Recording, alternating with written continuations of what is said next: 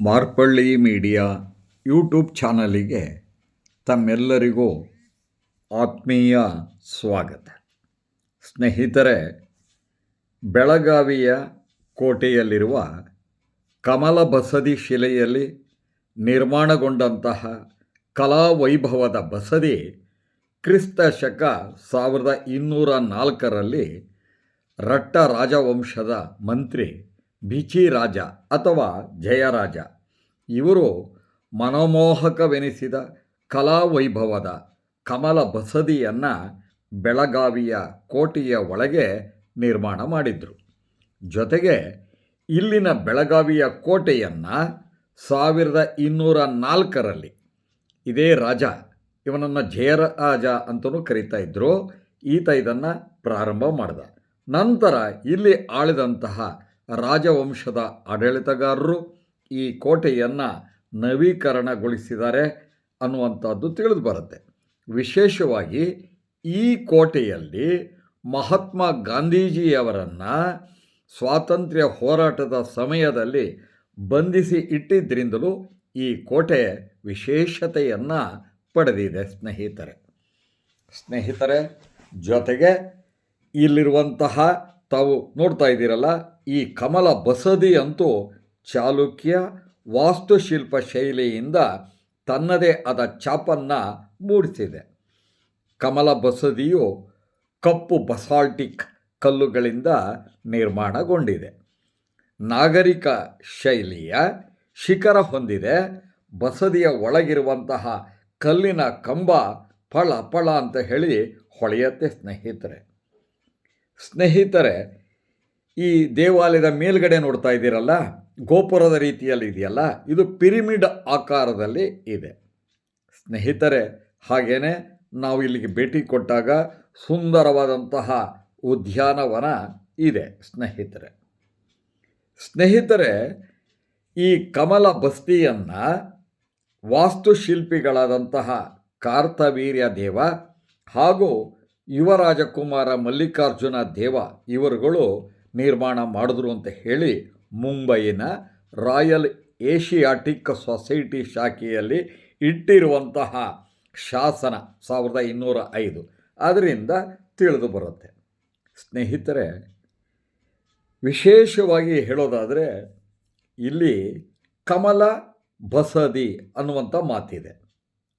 ಈ ಕಮಲ ಬಸದಿ ಅನ್ನುವಂಥ ಹೆಸರು ಯಾಕೆ ಬಂತು ಅಂತಂದರೆ, ಈಗ ನಾವು ನೋಡ್ತಾ ಇದ್ದೀರಲ್ಲ, ಈ ದೇವಾಲಯದ ಒಳಗಡೆ ನಾವು ಪ್ರವೇಶ ಮಾಡಿದಾಗ ಈ ಬಸದಿಯ ಮೇಲ್ಗಡೆ ವಿಶೇಷವಾಗಿ ಕಮಲದಂತೆ ಇರುವಂಥದ್ದು, ಅದರ ಕೆತ್ತನೆ ಇದೆಯಲ್ಲ, ಅಲ್ಲಿ 72 ದಳಗಳನ್ನು ಹೊಂದಿರುವಂತಹ ಕಮಲದ ರೀತಿಯ ರಚನೆ ಇದೆ. ಅದರಲ್ಲಿ 48, ಮೊದಲು 24 ದಳಗಳು ರೀತಿಯಲ್ಲಿದೆ. ಅನಂತರ ಇನ್ನೂ 24 ದಳಗಳಲ್ಲಿ ಹಿಂದಿನ ತೀರ್ಥಂಕರರ ವಿಗ್ರಹಗಳು ಇದ್ದಾವೆ, ಅದನ್ನು ಪ್ರದರ್ಶನ ಮಾಡಿದ್ದಾರೆ. ಇನ್ನು ಉಳಿದಂಥ 48 ದಳಗಳು ಪ್ರಸ್ತುತ ಮತ್ತು ಭವಿಷ್ಯದ ತೀರ್ಥಂಕರರಾಗಿದ್ದಾರೆ. ಸ್ನೇಹಿತರೆ, ತಾವು ನೋಡ್ತಾ ಇದ್ದೀರಿ, ಇಲ್ಲಿರುವಂತಹ ಭಗವಾನ್ ನೇಮಿನಾಥರು ಅವರ ಸುಂದರವಾದಂಥ ವಿಗ್ರಹ. ಇದು 12ನೇ ಶತಮಾನದಲ್ಲಿ ಈ ದೇವಾಲಯ ರಚನೆಯಾದರೂ 11ನೇ ಶತಮಾನಕ್ಕೆ ಸಂಬಂಧಪಟ್ಟಿದ್ದು ನೇಮಿನಾಥರ ವಿಗ್ರಹ ಅಂತಾರೆ. ಬಹಳ ಸುಂದರವಾಗಿದೆ. ನೋಡ್ತಾ ಇದ್ದರೆ ಮನಸ್ಸು ನೆಮ್ಮದಿಯಿಂದ ಶಾಂತತೆಯಿಂದ ಕೂಡುವಂಥದ್ದು. ಕಪ್ಪು ಶಿಲೆ ಹೇಗಿದೆ ಅಂತಂದರೆ ಅದನ್ನು ನೋಡ್ತಾ ನಿಂತ್ಕೊಂಡ್ಬಿಟ್ರೆ ನಮ್ಮನ್ನು ನಾವೇ ತನ್ಮಯರಾಗಬೇಕು. ಹಾಗೇನೆ ಸ್ನೇಹಿತರೆ, ಅದರ ಹಿಂದುಗಡೆ ನೋಡಿ ಕಾಣಿಸ್ತಾ ಇದೆಯಲ್ಲ, ಸಿಂಹಾಸನದ ಹಿಂದುಗಡೆ ಇದೆ, ಅದರ ರಚನೆ ಇದೆ ಮತ್ತು ಸೂಕ್ಷ್ಮತೆ, ಆ ಕೆತ್ತನೆ ಇದೆಯಲ್ಲ, ಬಹಳ ಅತ್ಯಂತ ಸುಂದರವಾಗಿದೆ.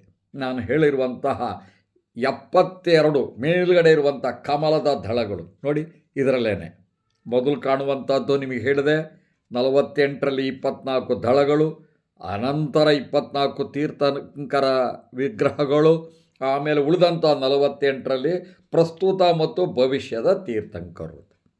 ಸ್ನೇಹಿತರೆ, ಎಷ್ಟು ನೋಡಿದ್ರೂ ಸಾಕಾಗೋದಿಲ್ಲ. ಇಲ್ಲಿರುವಂತಹ ಸಿಂಹಾಸನದ ರಚನೆಯಾಗಲಿ, ಮೇಲ್ಗಡೆ ಇರುವಂಥ ಕಮಲದ ಆ ದಳಗಳ ರಚನೆಯಾಗಲಿ, ಇದರಿಂದಲೇ ಇದಕ್ಕೆ ಕಮಲ ಬಸ್ತಿ ಅನ್ನುವಂಥದ್ದು ಹೆಸರು ಬಂದಿದೆ.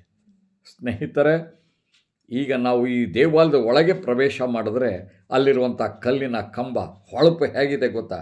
ಹಾಗೆಯೇ ಮೇಲ್ಗಡೆ ಸುಂದರವಾದಂತಹ ಕೆತ್ತನೆಗಳು, ಆ ಗರ್ಭಗುಡಿ ನೀವು ನೋಡಿದ್ರಲ್ಲ, ಆ ದ್ವಾರಗಳ ರಚನೆ, ಇದು ಅಲ್ಲಿಯ ಶಿಲ್ಪಿಗಳ ಚಾತುರ್ಯಕ್ಕೆ ನಮ್ಮನ್ನು ಬೆರಗು ಮಾಡಿಸುತ್ತೆ. ಸ್ನೇಹಿತರೆ, ಅಷ್ಟೇ ಅಲ್ಲ, ನಮ್ಮ ಮನಸ್ಸನ್ನು ಅದು ಸೂರ್ಯಗೊಳ್ಳುತ್ತೆ. ಸ್ನೇಹಿತರೆ, ತಾವು ನೋಡ್ತಾ ಇದ್ದೀರಿ, ದೇವಾಲಯದ ಹೊರಗಡೆಯ ಅಂದರೆ ದೇವಾಲಯ ನಮ್ಮ ರೀತಿಯಲ್ಲಿ ಹೇಳೋದಾದರೆ, ಜೈನರ ಲೆಕ್ಕದಲ್ಲಿ ಬಸದಿ ಅಂದರೆ ಅದು ದೇವಾಲಯ.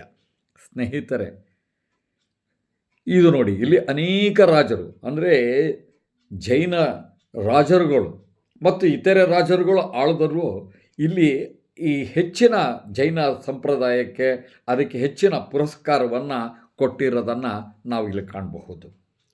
ತಾವು ನೋಡ್ತಾ ಇದ್ದೀರಿ, ನೇಮಿನಾಥರ ಸುಂದರವಾದಂಥ ವಿಗ್ರಹ, ಹಾಗೇ ಕಮಲ ಬಸದಿ ಅನ್ನುವಂಥ ಹೆಸರು ಬರುವಂತಹ ರೀತಿಗೆ ಆ ಕಮಲದ ರೀತಿಯಲ್ಲಿರುವಂತಹ ಶಿಲೆ, ಅದರಲ್ಲಿ ಕೆತ್ತನೆ ಹೇಗಿದೆ ಅನ್ನೋದನ್ನು ನಾನು ನಿಮಗೀಗಾಗಲೇ ಹೇಳಿದೆ.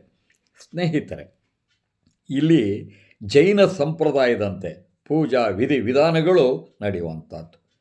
ಹಾಗೆಯೇ ಆ ಕಲ್ಲಿನ ಕಂಬಗಳ ಕೆತ್ತನೆ ಇದೆಯಲ್ಲ, ಅದ್ಭುತ. ನಿಜವಾಗಿಯೂ ಹೇಳೋದಾದರೆ ನಮ್ಮ ಕಲೆ, ನಮ್ಮ ಆಚರಣೆಗಳು ಹೇಗಿರುತ್ತೆ ಅನ್ನೋದನ್ನು ನಾವು ಇಲ್ಲಿ ನೋಡಬೇಕು.